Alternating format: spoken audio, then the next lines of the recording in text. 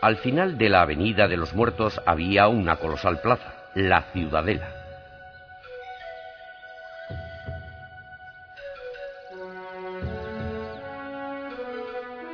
La Ciudadela era un edificio cívico y religioso que representaba el corazón físico y espiritual de la ciudad.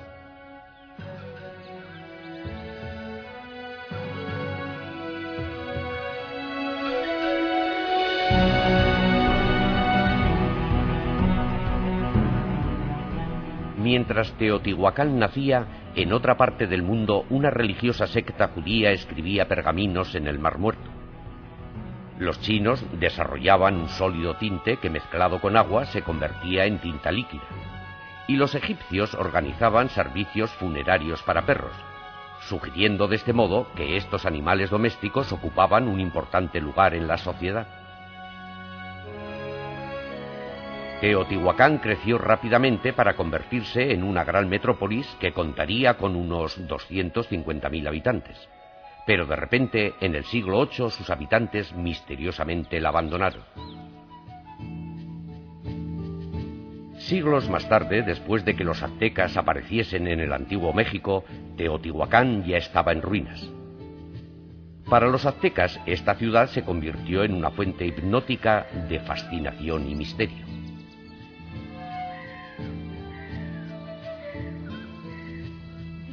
Desde luego, la obsesión que los aztecas tenían por Teotihuacán es comprensible. Estaban increíblemente maravillados por sus ruinas.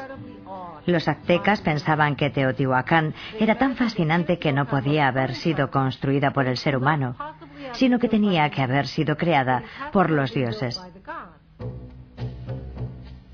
A principios del siglo XIV llegaron a Teotihuacán los primeros aztecas, los cuales quedaron perplejos por las ruinas de la ciudad. Pero ¿quiénes fueron los primeros que vivieron allí? ¿Y cómo construyeron su avanzada civilización? Cuando volvamos, una violenta erupción volcánica es la que decide el destino del lugar que llegaría a conocerse como Teotihuacán.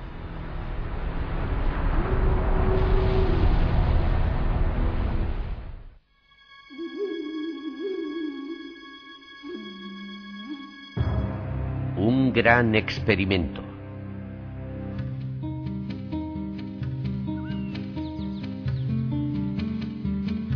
Hoy Teotihuacán yace tranquila. Sus majestuosas pirámides no son más que un ensombrecido reflejo de su grandeza anterior. Pero éstas perduran como monumento a una idea noble que tomó raíces precisamente aquí hace 2000 años.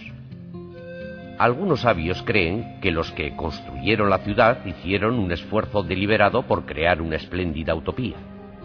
Y este atrevido experimento social no tiene ningún precedente en toda la historia de Mesoamérica. ¿Qué les condujo a los teotihuacanos a embarcarse en esta impresionante misión? La respuesta a esta pregunta quizá resida en otra importante ciudad situada a 37,5 kilómetros de Teotihuacán. Se llamaba Cuicuilco. 3 siglos y medio antes de que naciera Teotihuacán, Cuicuilco dominaba la meseta central de México y era un importante centro religioso. Pero alrededor del año 50 a.C., esta ciudad fue destruida por una catástrofe. Una erupción volcánica engulló a la ciudad, destruyendo el templo monumental que era el símbolo de sus creencias. Los habitantes atemorizados abandonaron la ciudad y se dirigieron a regiones más seguras. Finalmente encontraron Teotihuacán. Pero el trauma que le supuso este gran desastre natural les atormentaría para siempre. La erupción volcánica causó un gran impacto psicológico a los habitantes de Cuicuilco. Y no solo por la cuestión práctica de tener que abandonar la ciudad, sino también porque no es muy corriente que un volcán cubra con lava el templo principal de una ciudad. Y este suceso hizo que la gente reevaluara su pacto con los dioses, y quizá pensaron que lo que había ocurrido era por la ira de los dioses.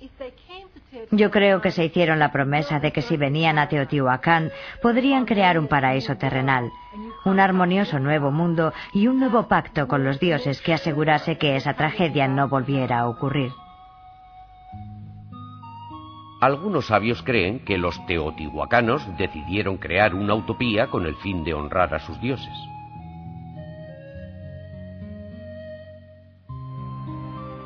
¿Pero era posible alcanzar tal perfección?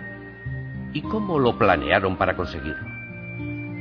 Su estrategia debía basarse en la idea de que las necesidades del grupo, en todos los casos, eran más importantes que las necesidades del individuo.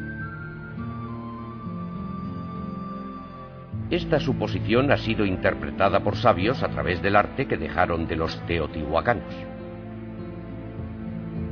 Las pinturas parecen hacer hincapié en la importancia del grupo sobre el individuo, en la importancia del equilibrio, en la importancia de la comunidad. Yo creo que ese era uno de los puntos fuertes de este lugar. Los teotihuacanos tenían un culto especial a los guerreros, o culto a los soldados, según el cual morirían por el beneficio común de la comunidad. Una total y desinteresada devoción por la comunidad, lo cual muchas culturas consideraban como una noble e inalcanzable idea. Pero los teotihuacanos lo habían transformado en una realidad cotidiana. ¿Cuál era su secreto? De nuevo, el arte nos proporciona una pista vital. Sus pinturas reflejan el final de una antigua tradición de culto a los gobernadores durante siglos, rechazando la glorificación de estos. En lugar de gobernadores, tenemos representaciones de personajes que se parecen mucho más a un comité.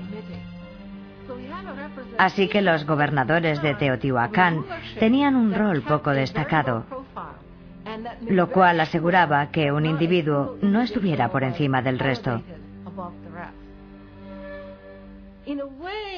En cierto modo, esto es lo que ocurre en Estados Unidos.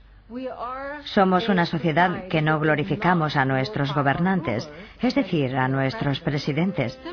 Del mismo modo que Estados Unidos, Teotihuacán perfectamente puede haber tenido importantes gobernantes, pero nunca se les rendía culto.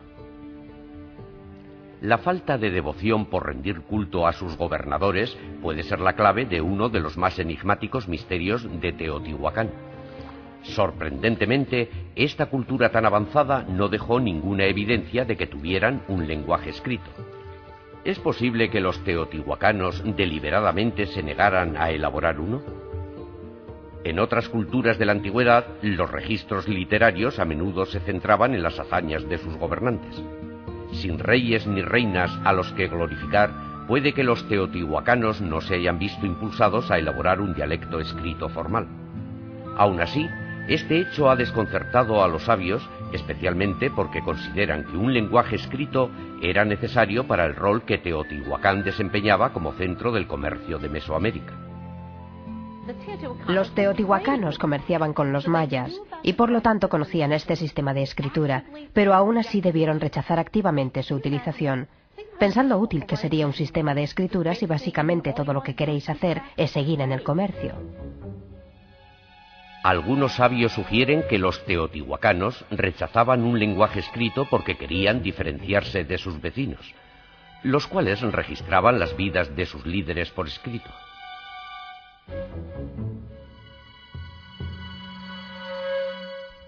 Esta gran civilización estaba en contacto directo con las más importantes ciudades de toda Mesoamérica, pero al mismo tiempo estaba muy distante y lejana.